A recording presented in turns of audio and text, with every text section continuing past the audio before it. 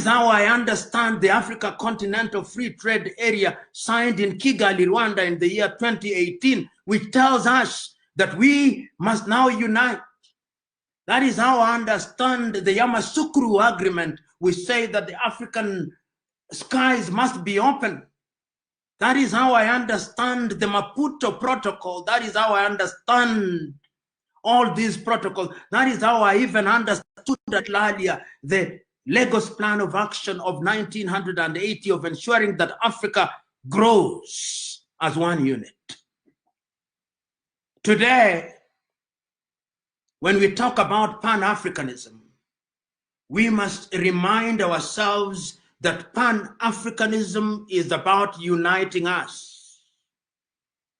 We must tell ourselves whether we are Africans in the mother continent or we are Africans in the United States of America, or we are Africans in the Caribbean, whether you are in Jamaica or Barbados or Barbuda or in Brazil or in Europe, Africans in the diaspora.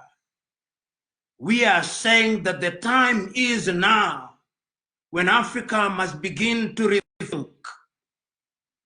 We are telling ourselves that the parties that invoked the name of Pan-Africanism must now revive. Every political party in Africa must now ask the question, when will we dissolve all these boundaries?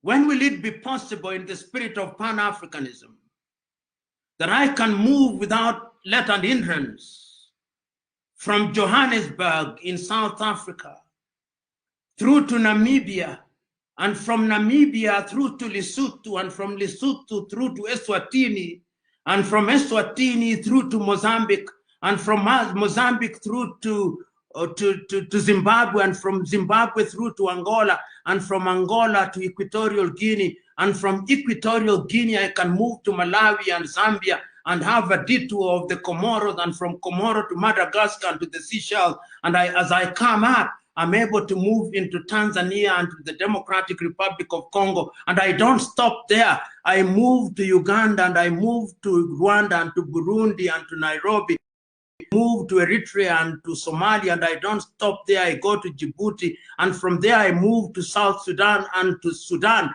and I don't stop there. I go to Egypt, and I go to Tunisia, and I don't stop there. And I come down into Algeria, and I don't stop there. And I go to Morocco, and I don't stop there. And I go to Gambia, and I don't stop there. And I go to Senegal, and I go to Mauritania, and I go to Niger, and I go to Nigeria, and I go to Burkina Faso, and I don't stop there. I come to Central African Republic, I come to Cameroon, I come to Ambazonia, to Togo, Benin, to Liberia, and to Sierra Leone, and Guinea-Bissau, and to Liberia, so that I don't need a passport to move in that way. Today, Africa has currencies, which none of which is called a hard currency. We are here during the corona, and some of us are now trying to hoard dollars because our countries mean nothing outside of our boundaries. I look forward to the day, because that is what Pan-Africanism is all about. I look forward to the day when there is only one currency, and that currency, whether you call it Afro or you call it any other name, it is a currency that we can use. I look forward to the day when the South Africans will not be threatened by the Nigerians or the Ghanaians threatened by the Nigerians. I look forward to the day when I can set shop in Cape Town and nothing happens. And that is how I understand latter-day Pan-Africans such as Thomas Isidore Sankara. Thomas Isidore Sankara took power in 1985, 1983, and within 5 years, he had come up and was speaking a different language. Sometimes when we talk about Thomas Sankara, we think he was the age mate of Kwame Nkrumah. He lived in our lifetime, but he used the opportunity of energizing the process of Pan-Africanism.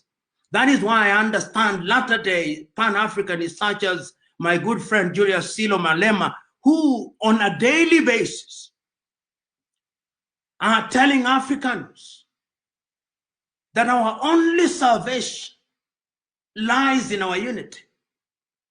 are reminding us that we cannot survive the onslaught of the Chinese if we are disunited. We cannot realize our potential if we are disunited. I hold the view that Pan-Africanism is our avenue to success. I hold the view that Pan-Africanism must now be understood not differently, but in the manner that it was conceived by Kwame Nkrumah, in the manner that was understood by Julius Kambarage Nyerere. But Kwame Nkrumah is not telling us from the grave that his ideas are set in stone. Kwame Nkrumah is telling us that you, the younger generation, must now take the baton. And this brings me to the speech that I started with. The speech that was delivered on the 6th day of March, 1997 by Julius Kambarage Nyerere had stopped at a point when Mwalimu had said that our salvation demanded that we are united. And he said, if Africans think that they can respect their so-called boundaries in these little unviable countries, then God save them. But God is not in the business of saving those who have chosen to embrace stupidity for its own sake, Mwalimu said. Mwalimu said that when he retired as the president of Tanzania, whenever he went out and he was introduced as the president of Tanzania, some in his audience asked, and what is Tanzania? Is Tanzania next to Johannesburg? They do not know, Mwalimu said. But they recognized the fact that he was an African. He reminded us that it is not our Tanzanian-ness that matters. It is not our Kenyan-ness. It is not our Ugandan-ness or South African-ness or Namibian-ness or Angola-ness that matters. It is our African-ness. When the Chinese are punishing our Africans in Guangzhou, in China, during this corona period, they make no distinction between Nigerian and Ghanaian and Kenyan. All they see is our black skin.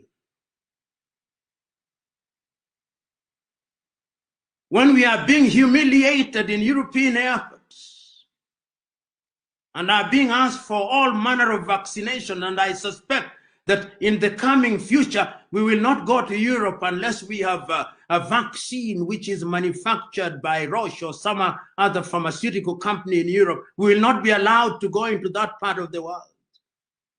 When our great sons and daughters in the diaspora are being humiliated in the United States of America or in Brazil, they are not asking whether they are Ghanaians or whether they are Guineans or whether they are Central African Republicans. They are saying these are Africans, they are of one stock. Mwalimu was said. And he said that our generation may have been successful in midwifing the process of independence. The time is now that you, younger generation, must now take the baton and ensure that all these little organizations that you have created, East African Community, SADC, ECOWAS, Maghreb, Central African Unity, combine them into one so that Africa can be united. And we are not being naive in saying that we will be united immediately. We must begin to move in the direction.